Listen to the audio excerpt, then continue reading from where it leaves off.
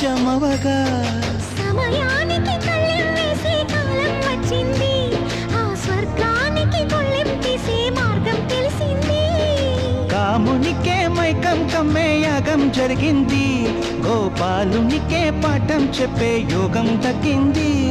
ఆ పాల పుంతని మలవేసి వరించే ఈ పూల పుంతలో పులకింతలు పుట్టించే నీ రసికతకే వేస్తా నా ఓటు, నా అలసటతో వేస్తా ఓటు. చిన్నగా చిన్నగా చిన్నగా మది కన్నులు విప్పిన కన్నెగా నీ మగసిరికే వేస్తా నా